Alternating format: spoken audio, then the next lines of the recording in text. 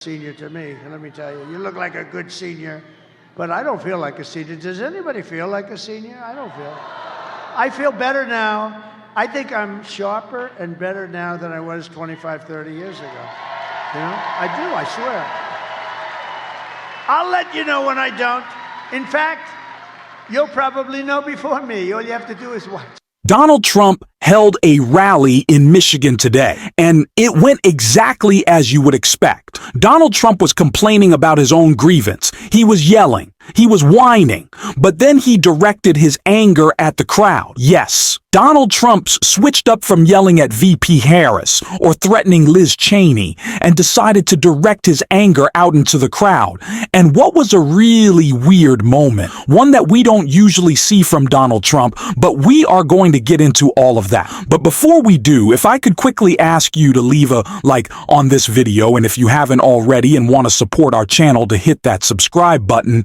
It goes a long way and it really means the world to me. Now let's get into this weird Trump speech that escalated pretty quickly. Somebody said to me, "Are you glad you did it?" I said, "Absolutely, but I could have been on the best beaches in the world. I own the best beaches in the world. I could have had such time. I could have been at the Great Turnberry in Scotland. I could have been anywhere I wanted to be. I could have had those waves smacking me in the face. I could have said, that white, beautiful white skin that I have would be nice and tan. I got the whitest skin because I never have time to go out in the sun, but I have that beautiful white, and you know what?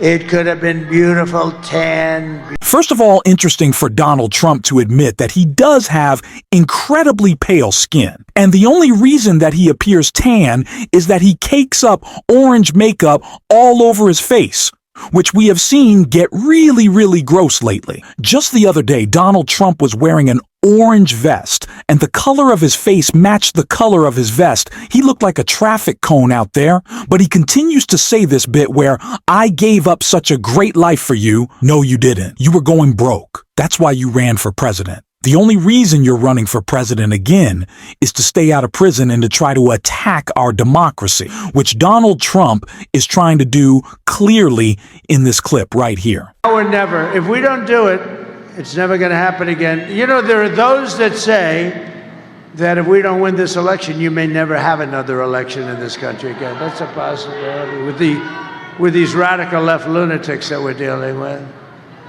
Crazy Nancy. You want to marry me? She wants to marry me. What the hell's...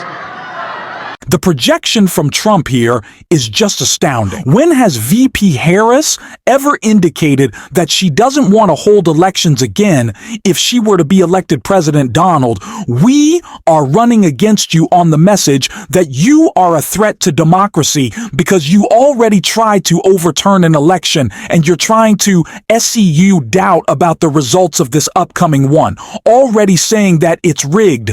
This just doesn't compute clearly. The numbers aren't working up there, as we can see in this clip right here. Data shows that 100% of all net job gains, listen to this, think of it, it's all gone to the migrants, along with African-American jobs are at the worst, one of the worst levels.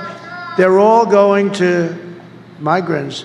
The African-American, when you see those numbers, that's the numbers your fake news ought to show you. Trump bringing back two of his favorite bits right there. The first saying that over 100% of the jobs being added to the economy are being taken by illegal immigrants, over 100%. Not great math there, but then he goes and decides he wants to start talking about black jobs again, which I don't know why. No one has told him that that is an incredibly ineffective message and really is just off-putting and weird. But you know what? Dig your own grave. Donald, keep on doing it. Donald Trump wanted to continue that conversation about black jobs and black voters when he said this, right here.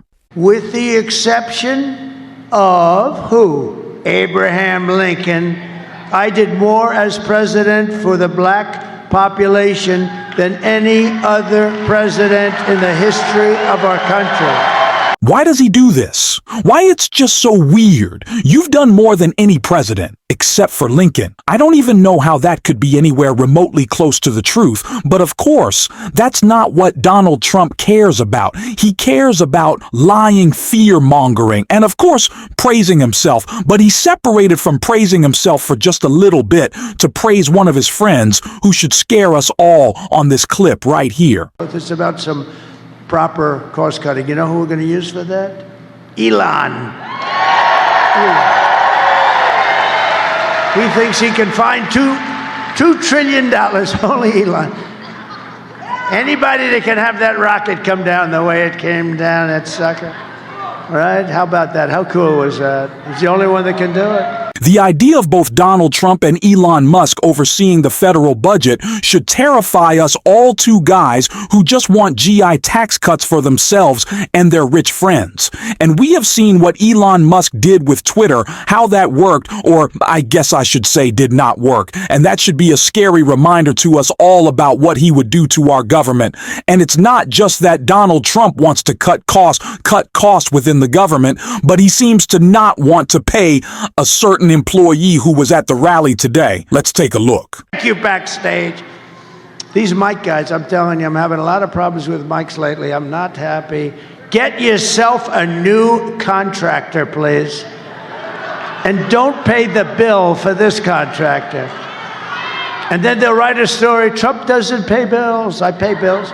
You know what I do? I pay more than I'm supposed to when they can do a good job. But when they don't do a good job, don't pay your damn bill. That's my first... Man. So Trump begins screaming out into the crowd, kind of almost attacking them over the microphone, and certainly yelling at the contractors who set it up, saying he won't pay them. Of course, a classic Donald Trump line, did not want to pay someone, but really just kind of strange there. But then it was funny because Donald Trump actually then got heckled. I think it really does constitute a heckle from his own crowd in this clip right here. During their primaries, and then we're running against her. It's actually not fair to him. It's really not fair to him. That's no way. He's got the right. Who cares? Who said that? That's a.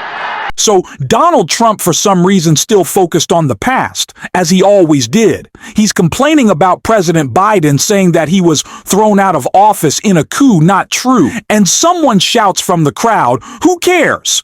Which I guess is kind of funny to heckle Trump and just be like, why are you talking about this? There are a few days left in this election and you're focused on President Biden. Not really a great place to put your focus, but Donald Trump is constantly distracted clearly right here. I'm studying my hair. It looks not so good today.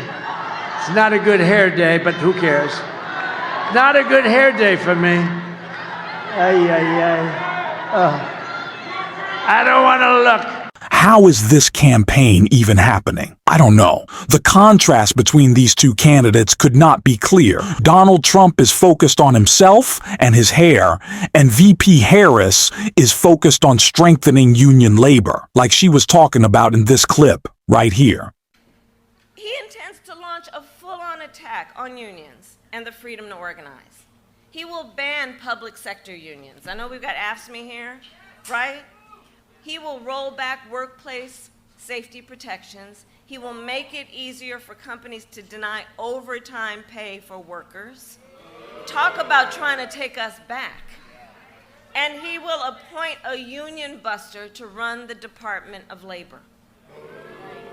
Not to mention what would happen with NLRB, right? So I say all this to say to the friends that America, as we all know, is ready to chart a new way forward. We are ready for a new generation of leadership for America.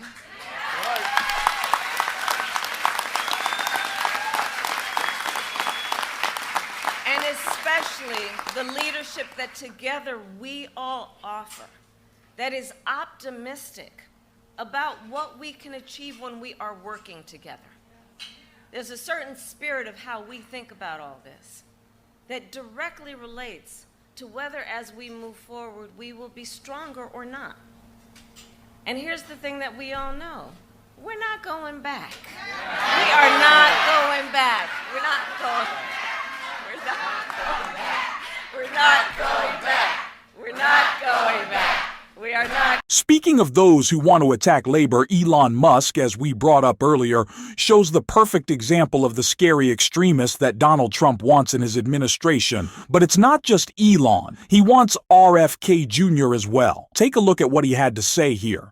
So into health and all, he's going to take care of women's health and men's health and your children's health. I said, you could do anything. You just go ahead and enjoy yourself. But just do me one favor. Leave the liquid gold alone. Let me handle that. We're going to make a fortune. We're going to make, Bobby, please leave that alone, Bobby. Just let me handle that. Oh, we're going to make so much money.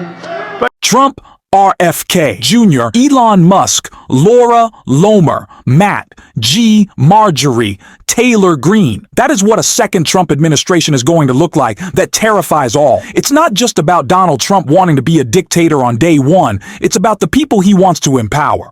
RFK Jr. is a scary one for sure.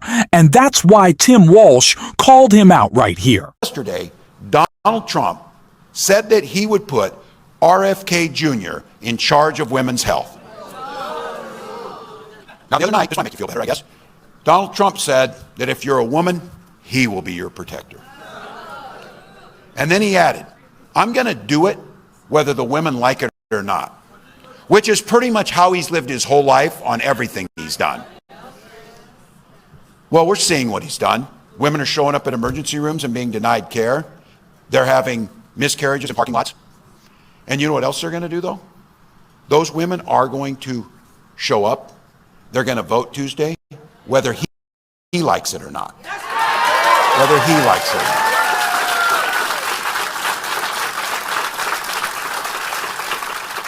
So his rhetoric around this, we know where he's at. We know exactly what he's going to do. We know he will go further by closing down fertility clinics, things that are personal to so many of us. These are things that we shouldn't have to talk about in public because they're personal business, but women and families across the country are doing it. It's why my wife Gwen and I talked about it. We struggled for years to have a child. We used fertility treatments. We finally had our beautiful daughter, Hope. He's talking about taking that away. I'll be damned if anybody in elected office should tell you what type of family you should have, when you should have it, and how you should have it. This is a terrifying group of extremists who can never be near power because we know what they would do. If they had it, they would attack our institutions. They threaten our democracy. They try to end our democracy, and we gotta stop them on November 5th. We're going to be talking about that every single day on the show. And if you want to support that, as always, you can hit that subscribe button. You leave a like on this video, and if you're stuck around at the end, you can drop a blue heart in the comments.